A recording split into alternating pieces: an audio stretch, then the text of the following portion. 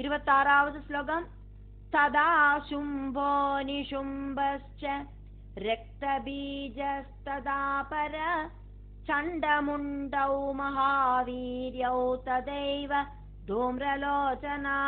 அப்படியே சும்பனேயும் நிஷும்பனேயும் ரக்தபீஜன் அப்படிங்கிற அசுரனேயும் மகாவீரர்களாயிருக்கிற சண்டமுண்டர்களையும் அதே மாதிரி தூம்ரலோச்சனன் அப்படிங்கிற அசுரனேயும் நீ இல்லாம பண்ணிட்டியே. 27வது ஸ்லோகம்.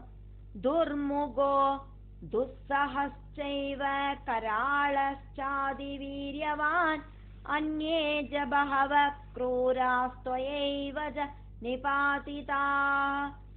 துர்முகனேயும் துஸ்ஸகனேயும் ரொம்ப ரொம்ப வீரியவானா இருக்கிற கராளனேயும் நிறைய க்ரூரர் மைண்ட் இருக்கிற அசுரர்களையும் நீயே நிகிரகம் பண்ணினியே. 28வது ஸ்லோகத்துல ஃபர்ஸ்ட் லைன் தேவர்கள் தேவி கிட்ட சொல்றதாக்கும். 28வது ஸ்லோகத்துல 2வது லைன் வியாசர் ஜனமேஜயன் கிட்ட சொல்ற மாதிரியாக்கும் சொல்லப்படுறது. 28வது ஸ்லோகத்துல ஃபர்ஸ்ட் லைன் ததைவ ஜசுராரீம்ஸ்ச ஜஹி சர்வான் மகீஸ்வரான் பாரம் ஹரதராயாஸ்ச துர்தரம் துஷ்டபூபுஜாம். தேவி நீ அப்படியே இந்த தேவர்களோடு சத்ருக்களா இருக்கிற எல்லா அசுர ராஜாக்களையும் கொன்னிடணும். பூமிக்கு தாங்க முடியாத அளவுக்கு துஷ்ட ராஜாக்களோட கூட்டம் இருக்கே, அவளை எல்லாம் இல்லாம பண்ணி இந்த பூமியோட பாரத்தை இல்லாம பண்ணணும். பாரம் ஹர தராயாஸ்ச துர்தரம் துஷ்டபூபுஜாம். துஷ்ட ராஜாக்களை எல்லாம் இல்லாம பண்ணி பூமியோட பாரத்தை இல்லாம பண்ணணும் அப்படின்னு தேவர்கள் தேவிட்ட சொன்னா. அதுக்கப்புறமா என்ன நடந்தது அப்படின்னு வியாசர் சொல்றார். 28வது ஸ்லோகத்துல 2வது லைன் இத்யுக்தா சா ததா தேவி தேவானாம் ஹாம்பிகா சிவா. இப்படி தேவர்கள் ரிக்வெஸ்ட் பண்ணினதை கேட்டுட்டு சிவஸ்வரூபிணியான அம்பிகா தேவி தேவர்கள் கிட்ட சொல்லறதுக்கு ஆரம்பிச்சான். இதி உக்தா சா ததா தேவி தேவான் ஆஹா அம்பிகா சிவா. இத்யுக்தா சா ததா தேவி தேவானாஹ அம்பிகா சிவா. அம்பிகா தேவி தேவர்கள் கிட்ட சொன்னா.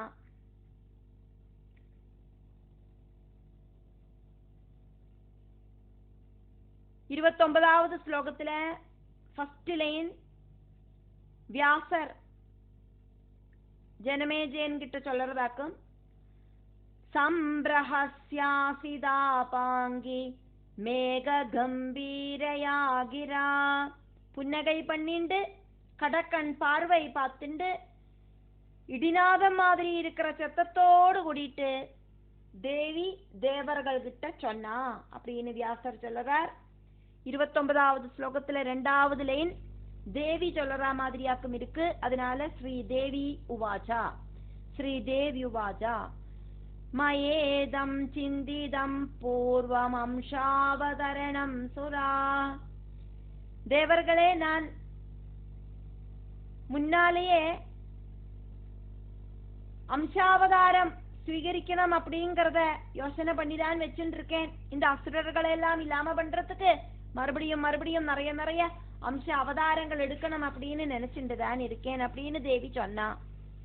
30வது ஸ்லோகம் பாராவதரணம் செய்வ யதாஸ்யாதுஷ்ட பூபுஜாம் மயா சர்வே நிஹந்தவ்யா தைத்யேஷா ஏ மஹீபுஜா. துஷ்டர்களான ராஜாக்கள் காரணமாயிட்டு பூமிக்குண்டான பாரம் இல்லாம பண்றது எப்படி?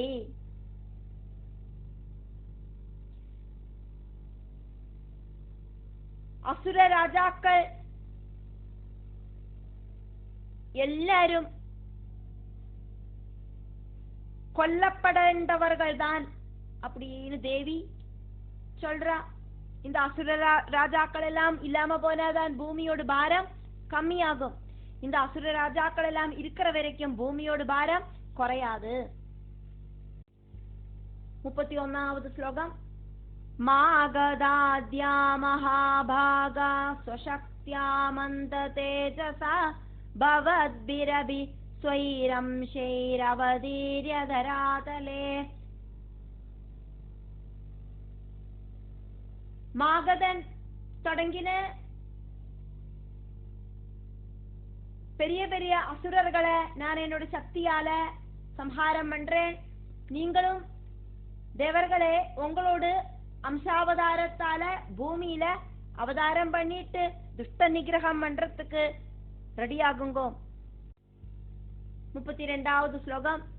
மத் சக்தி யுக்தை கர்த்தவ்யம் பாராவதரணம் சுரா கஷ்யபோ பாரியயா சார்தம் திவிஜானாம் பிரஜாபதே.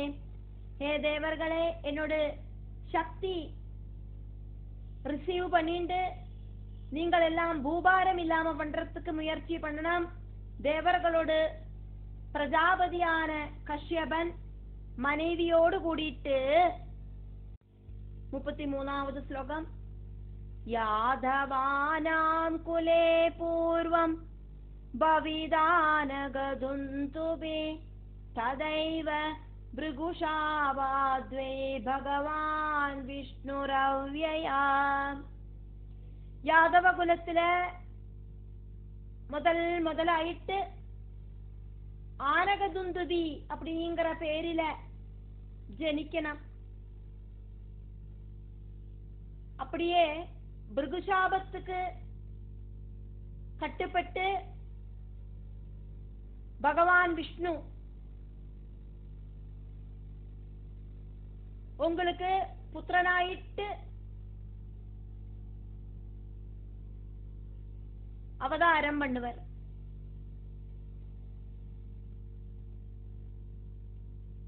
தேவர்களோடு பிரஜாபதியான கஷ்யபன் மனைவியோடு கூடிட்டு யாதவ குலத்துல ஆனகதுந்துபி அப்படிங்கிற பேரில, வசுதேவரோடு இன்னொரு பேராக்கும் ஆனகதுந்துபி. ஆனகதுந்துபி அப்படிங்கிற பேரில ஜனிக்கணும். அப்படியே பிருகுசாபம் கிடைச்ச விஷ்ணு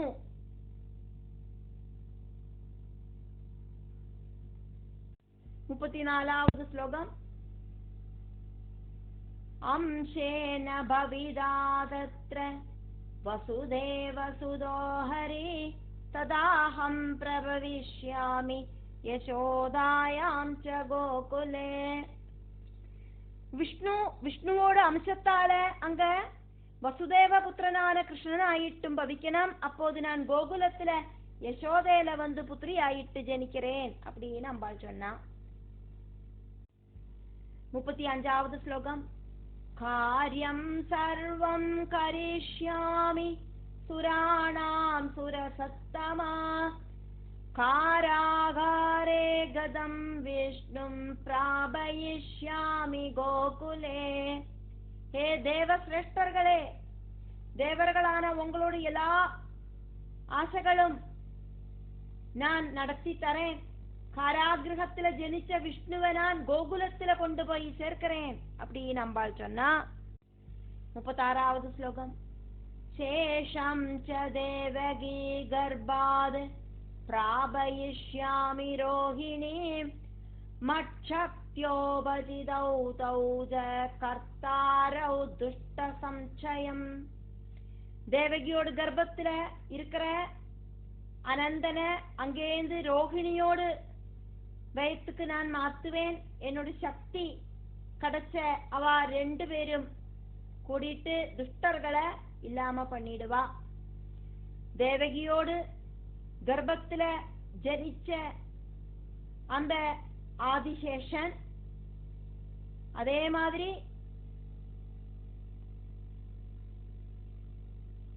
வசுதேவ புத்திரனான கிருஷ்ணன் இவ 2 பேரும் சேர்ந்து ബലരാമനും ശ്രീകൃഷ്ണനുമാ ചേർന്നിട്ട് അസുരർകളെ ഇല്ലാമ പണ്ണുവാ. 37ാவது ശ്ലോകം. ദുഷ്ടാനാം ഭൂഭുജാം കാമം ദ്വാപരാന്തേ സുനിശ്ചിതം ഇന്ദ്രാംശോപ്യർജുന സാക്ഷാത് കരിഷ്യതി ബലക്ഷയം. ദുഷ്ടர்களான അസുര രാജാക്കളെ ശ്രീകൃഷ്ണ ബലരാമர்கள் ദ്വാപര யுகத்தோடு கடைசியில சம்ஹரிப்பா அப்படிங்கிறது உறுதி.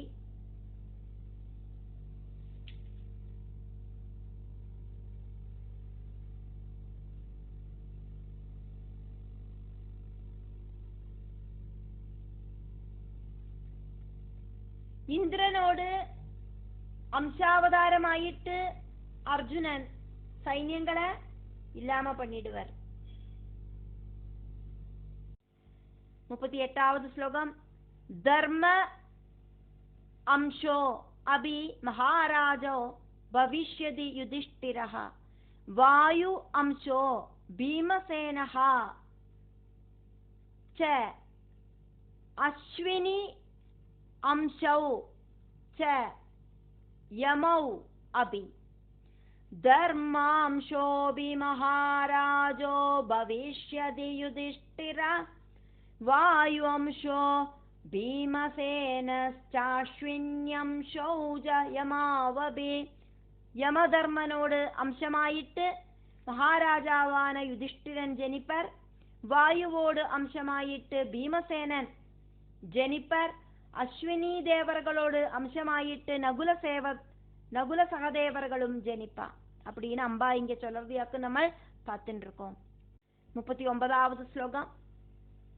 வசோரம் சோதகாங்கேய கரிஷ்யதி பலட்சயம் व्रजन्तु ஜபவந்தோத்ய தராபவது சுஸ்திரா. வசுவோடு அஷ்டவசுக்களோடு அம்சமாயிட்டு காங்கேயன் பீஷ்மர் ஜனிச்சு அசுர சக்தியை இல்லாம பண்ணுவர். நீங்கள் இப்போ எல்லாரும் திரும்பி போங்க, பூமி சமாதானம் ஆயிட்டு இருக்கட்டும், எல்லாம் சரி பண்ணி தரேன் அப்படின்னு அம்பாள் சொன்னா. 40வது ஸ்லோகம். பாராவதரணம் நூனம் கரிஷ்யாமி சுரோத்தமா கிருத்வா நிமித்தமாத்ராம் தான் ஸ்வசக்தியாஹம் ந சம்சயா. தேவசிரேஷ்டர்களே, நான் பூபாரத்தை இல்லாம பண்றேன். இப்ப நான் சொன்ன பஞ்ச பாண்டவர்களாலையும் அதே மாதிரி பீஷ்ம பிதாமகன் அப்படிங்கிற அந்த சிரேஷ்டனாலையும் அதே மாதிரி ஸ்ரீகிருஷ்ண பலராமனாலையும் எல்லாம் நான் இந்த பூமியோடு பாரத்தை இல்லாம பண்றேன். அவளை ஒரு கருவியாக்கிண்டு அவள் வழியா நான் என்னோட சக்தியால இதெல்லாம் செய்ய வைக்கிறேன், சந்தேகப்பட வேண்டாம். அவ எல்லாம் நிமித்தமாக்கும், நிமித்த மாத்திரமாயிட்டு அவளெல்லாம் இருப்பா, அவள் வழியா செயல்படுறது நானாக்கும் அப்படின்னு அம்பாள் சொல்றதையாக்கும் நம்ம பார்த்தோம். 41வது ஸ்லோகம். குருக்ஷேத்ரே கரிஷ்யாமி க்ஷத்ரியாணாம் ச சம்சயம் அசூயேர்ஷ்யாமதிஸ்த்ருஷ்ணா மமதாபிமதாஸ்பிருஹா. குருக்ஷேத்திரத்துல என்னோட சக்தியால சத்திரியர்களை இல்லாம பண்றேன். பொறாமை, பகை, அபியாசை, அட்டாச்மெண்ட், அபிமானம், ஆசக்தி இப்படி இருக்கிற விஷயங்கள். 42வது ஸ்லோகம். ஜிகீஷாமதனோ மோஹோ தோஷைர்நம்ச்யந்தி யாதவ பிராமணஸ்ய ஜசாபேன வம்சநாசோ பவிஷ்யதி. ஜெயிக்கணும் அப்படிங்கிற ஆக்ரகம், அதே மாதிரி ஆக்ரகங்கள், மோகம் இதெல்லாம் பலவித கஷ்டங்களையாக்கு நமக்கு உண்டாக்குறது. இந்த தோஷங்களால யாதவர்கள் இல்லாம பிராமண சாபத்தால யாதவர்களுக்கு வம்சநாசமும் வந்து சேரும் அப்படின்னு அம்பாள் இங்க சொன்னா. 43வது ஸ்லோகம். பகவான் அபிஷாபேன त्यज्यत्येतत् कलेबरं भवन्तोऽपि निजांशैश्च സഹായാസാർഗതന്വനാ. ഭഗവാനും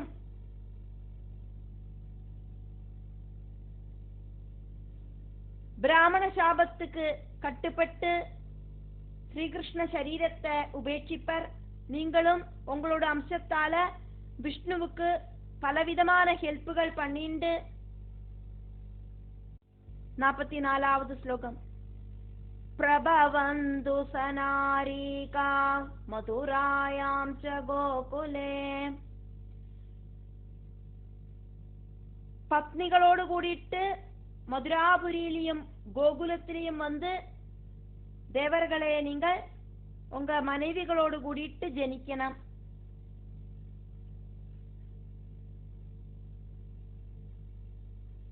அப்படின்னு அம்பாள் சொன்னா. 44வது ஸ்லோகத்துல 2வது லைன். வியாசர் ஜனமேஜயன் கிட்ட சொல்ற மாதிரி, இத்யுக்த்வாந்தர்ததே தேவி யோகமாயா பராத்மனா. இப்படி தேவி தேவர்கள் கிட்ட சொல்லிட்டு அந்த பரம்பொருளோடு யோகமாயான தேவி அங்கேருந்து அப்பிரத்யட்சமாயிட்டா. 45வது ஸ்லோகம். சதரா வை சுரா சர்வே ஜக்மு ஸ்வான்யாலயானி ச தராபி சுஸ்திரா ஜாதா தஸ்யா வாக்யேன தோஷிதா. பூமி தேவியோடு கூடிட்டு தேவர்கள் எல்லாம் அவளோடு வாசஸ்தானங்களுக்கு போனா, தேவர்கள் எல்லாம் தேவியோடு வாக்குகளை கேட்டு குஷியானா, பூமியும் சொஸ்தமாயிட்டு மனசுல இருக்கிற கவலைகள் எல்லாம் இல்லாம போயிட்டு சொஸ்தமாயிட்டு இருந்தா. 46வது ஸ்லோகம். ஔஷதி வீருதோபேதா பபூவ ஜனமேஜயா பிரஜாஸ்ச சுகினோ ஜாதா த்விஜாஸ்சாம்பூர்மஹோதயம் சந்துஷ்டா முனயः சர்வே பபூவுர் தர்மதத்பரா. வியாசர் இங்க ஜனமேஜயன் கிட்ட சொல்றார், ஜனமேஜயா அப்படின்னு கூப்பிட்டு சொல்றார். பூமியில ஔஷதிகளும் பூச்செடிகளும் நிறைய உண்டாச்சு, பிரஜைகளுக்கு சுகம் உண்டாச்சு, பூமியில இருக்கிற தேவர்களான பிராமணாளுக்கு அபிவிருத்தி உண்டாச்சு, முனிகள் எல்லாம் ரொம்ப ரொம்ப சாட்டிஸ்ஃபைட் ஆயிட்டு இருந்தா, நிறைய நிறைய தான தர்ம தல்பரராயிட்டு எல்லாரும் இருந்தா. அப்படி பூமி ரொம்ப சுபிட்சமா இருந்தது அப்படின்னு சொல்லிட்டு இந்த 4வது ஸ்கந்தத்துல 19வது அத்தியாயம் முடிவடைகிறது.